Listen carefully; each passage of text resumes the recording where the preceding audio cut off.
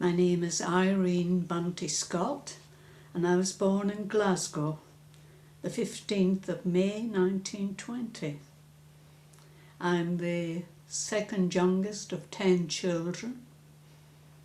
Glasgow was a very busy city, very thriving because we had big shipbuilding works just outside, a very good shopping centre and a lot of history attached to it, some lovely buildings. My father was a very tall man. He didn't have a lot to do with the children as such, bringing them up. That was my mother's job. But he was always there, always the boss. His word was law, and you didn't go against him. He started life as a plumber, worked his way up to become the head of the foreman of the engineering works he worked in. He was a great mason, grand mason, loved bowling, anything to do with sport he liked. I got on very well with my father. My mother, well, she was the whole centre of the family. Everybody centred around my mother. She was one of 3 sisters, and her father had a sewing room that he employed his daughters in, and they did all the sewing. They made clothes and they altered clothes, and that was their job. And her greatest possession was her sewing machine. That was the one thing in the home that we weren't allowed to touch. That was her pride and joy. She was a good mother. She used to make, well, everything was homemade. We used to have homemade soup every day, and we knew which day it was because of the soup. That's how religious she was about her soups. And even in the war, when things were rationed, we still managed to have good food. Yeah, because she was a manager, she knew how to do it, yeah. That was taken on the rooftop of where we lived. The flat that we lived in had a flat roof, which we used to go up to take pictures, dry washing, do all sorts of things in the flat roof, yeah. That's similar to the tenement building that I lived in. Mine was a bit more, it was an older building, a grey stone building, very old but very, very comfortable. Big rooms. We had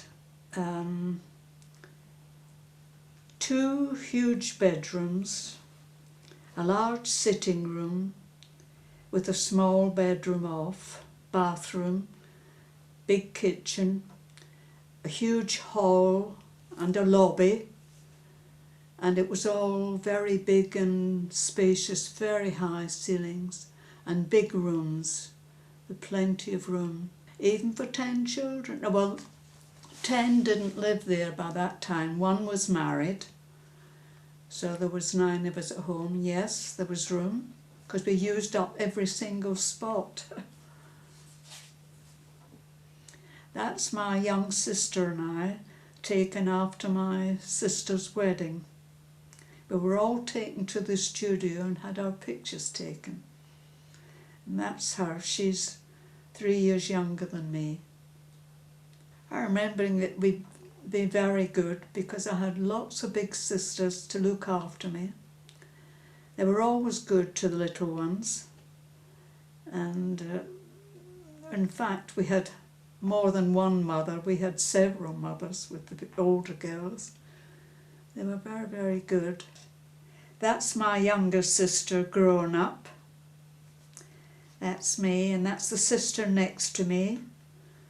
She worked in munitions during the war. She had to go into a factory to make war weapons.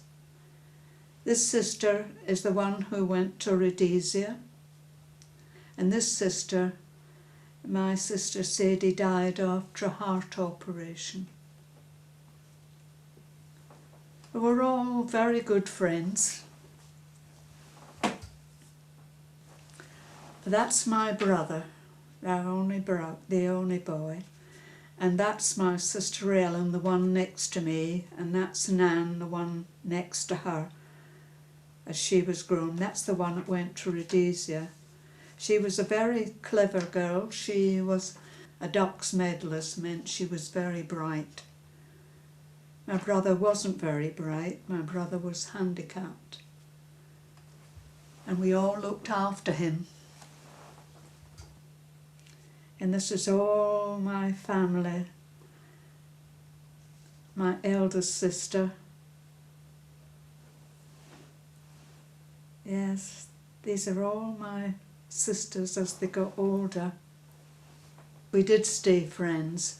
The older ones, a couple of them used to quarrel a bit, but it never got very serious. If you didn't agree, you just sort of ignored the person. It didn't go further than that. But the younger ones didn't, because the older ones we got nothing to quarrel about because they were too good to us. That's the school I went to, Garnet Bank School. It was a very good school. It was just a junior school, and we walked there, walked home for lunch, walked back again. 4 times a day we walked there. Yes, it was a lovely school, lovely teacher, the usual playground and toilets, etc. You had to go outside to the school to get to the toilets, because it was that old. But it was a nice area, very nice area. Didn't get into a lot of mischief, you weren't allowed to. They're a bit strict at the school, and they were very good at using the ruler. You got slapped with the ruler if there was anything you had done wrong. But in general, yes, I suppose I was well behaved because you had to be. I don't think I ever heard any of the junior schools professing what they'd like to be. We never sort of discussed it because there was no television, so there was nothing that you could look forward to. The only thing that we used to enjoy were the pictures. We used to go to the cinema a lot. And I suppose we probably thought that it would be nice to be like them, but I don't believe anybody ever thought that they would aspire to that.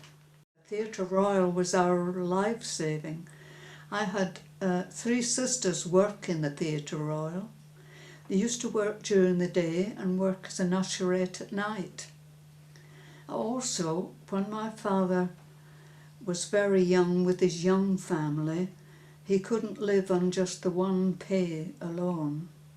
So he took a job in the evening in the Theatre Royal as a scene shifter. And he used to do the heavy manual work for moving the scenery around, which helped to keep the family going. With the sisters working in the theatre, they used to get complimentary tickets given. And it usually was a Monday night, the first night trial of a play or a show. And we used to get these tickets given to us, so we went to all these things for nothing. That's why I say I had a very good childhood. I remember so many beautiful shows and operas. There was one actor who appeared in a play, a crime play called Night Must Fall, and he was a wonderful actor. Alec McAlpine. He was a tall, blonde young man, and all the girls used to go round at the stage door, I was one of them, to get his autograph. Then he was discovered by a film company, and he moved to London to this film company, and they changed his name to Simon Lack. And he didn't do a lot after that. He did some plays and films, but not very many.